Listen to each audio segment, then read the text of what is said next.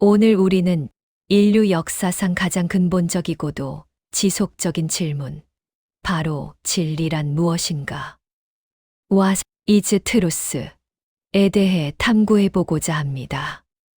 이 질문은 2000년 전 본디오 빌라도가 예수에게 던졌던 냉소적인 질문이기도 하지만 플라톤과 아리스토텔레스 이래 모든 철학자의 사유 중심에 자리 잡고 있었습니다. 진리라는 개념 없이는 지식, 현실, 윤리, 과학 그 어떤 것도 논할 수 없기 때문입니다. 이 짧은 글을 통해 우리는 철학자들이 이 거대한 질문에 답하기 위해 수세기 동안 정교하게 다듬어 온 핵심적인 이론들을 깊이 있게 살펴볼 것입니다. 우리의 탐구는 가장 직관적이고 고전적인 이론인 대응설에서 시작합니다. 아리스토텔레스에서 유래하고 버트런드 러셀과 같은 20세기 분석 철학자들이 정교화한 이 이론은 간단명료합니다.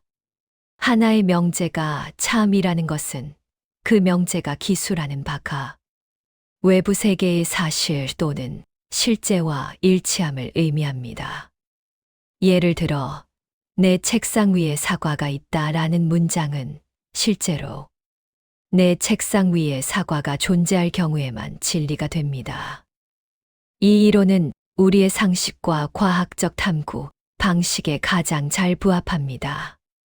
과학자들은 가설을 세우고 그 가설이 관찰 가능한 세계와 일치하는지를 실험을 통해 검증하려 합니다.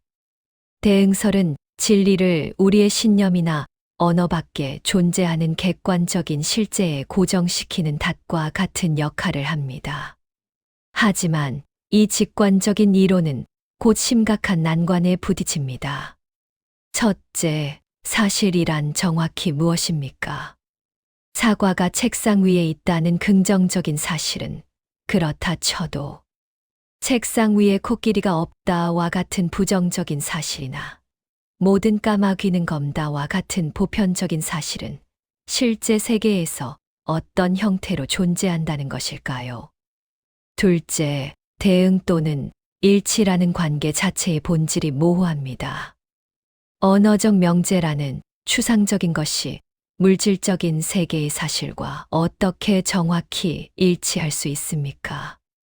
더욱이 정의는 선하다와 같은 윤리적 명제나 이 더하기 이는 사와 같은 수학적 명제는 어떤 외부 사실과 대응한다는 것인지 설명하기가 매우 까다롭습니다. 이러한 문제들로 인해 철학자들은 대안적인 이론을 모색하게 되었습니다. 그 대안 중 하나가 바로 정합설입니다. 스피노자, 라이프니츠, 헤겔과 같은 합리론 철학자들이나 일부 관념론자들이 이 이론을 지지했습니다. 정합설에 따르면 진리는 개별 명제가 외부 세계와 독립적으로 대응하는 것이 아니라 특정 신념 체계 안에서 다른 신념들과 모순 없이 논리적으로 일관성을 이룰 때 성립합니다. 즉, 진리는 일치가 아니라 일관성의 문제입니다. 예를 들어 지구는 둥글다라는 신념이 참인 이유는 그 신념이 중력 이론, 위성 관측 데이터, 항해 기록 등 우리가 가진 다른 수많은 정당화된 신념들과 완벽하게 조화를 이루기 때문입니다. 이 이론은 외부 세계와의 직접적인 비교가 불가능한 수학이나 논리학의 진리를 설명하는데 매우 강력합니다. 그러나 정합설 역시 치명적인 약점을 안고 있습니다. 가장 큰 문제는 일관성 있는 허구의 가능성입니다. 아주 정교하게 짜인 공상과학 소설이나 음모론도 그 자체로는 완벽한 논리적 정합성을 가질 수 있습니다. 하지만 우리는 그것을 진리라고 부르지 않습니다. 정합설은 신념 체계 전체가 현실과 완전히 동떨어져 표류할 위험을 안고 있습니다.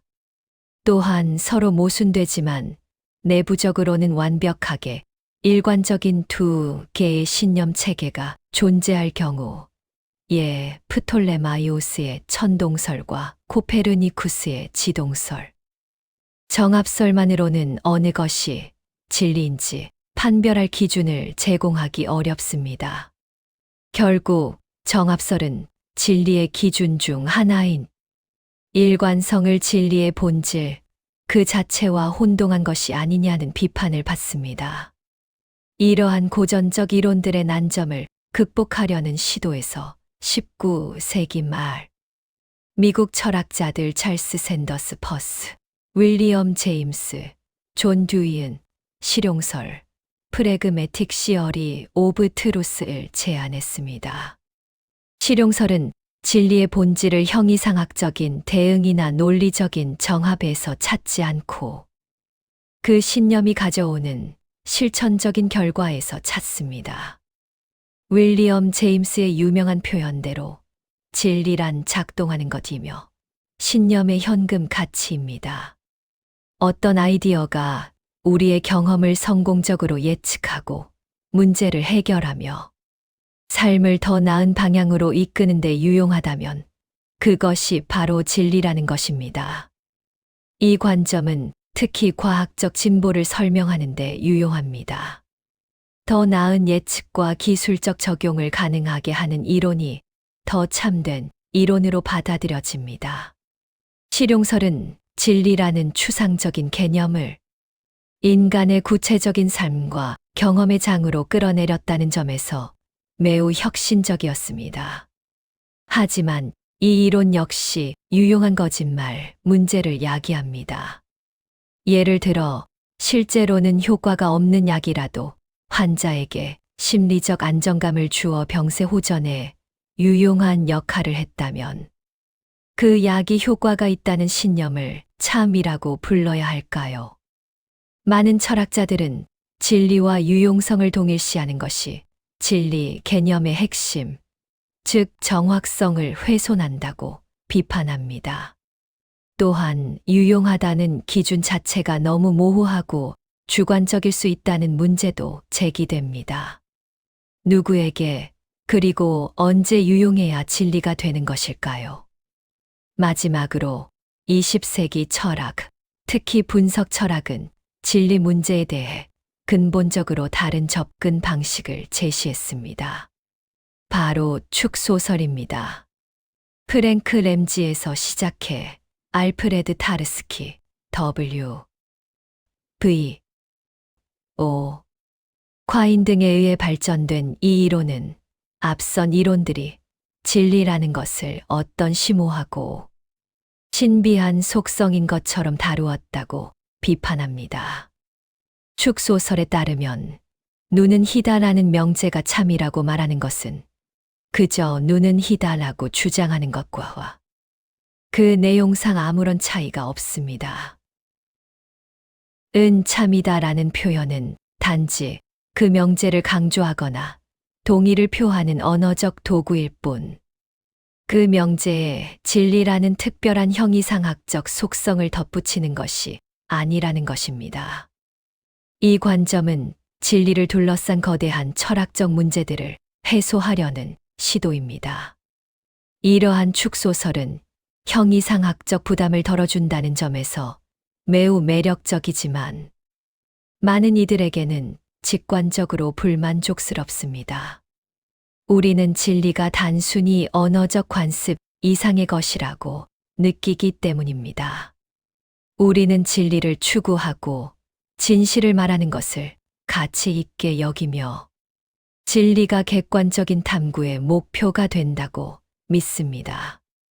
축소설은 왜 우리가 이토록 진리에 대해 규범적인 태도를 갖는지, 왜 거짓보다 진리를 선호해야 하는지를 충분히 설명하지 못하는 것처럼 보입니다.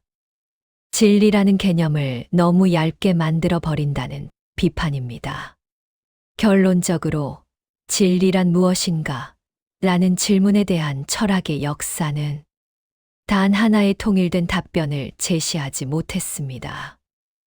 오히려 이 질문은 실제와 어떻게 관계 맺어야 하는지, 대응설, 우리의 지식 체계를 어떻게 구성해야 하는지. 정합설, 지식을 가지고 무엇을 해야 하는지. 실용설, 그리고 우리가 진리라는 말을 어떻게 사용하는지. 축소설에 대한 다층적인 탐구였음을 보여줍니다. 어쩌면 이 이론들은 서로 배타적인 경쟁자가 아니라 우리가 진리라고 부르는 복잡한 개념의 서로 다른 측면을 조명하고 있는지도 모릅니다.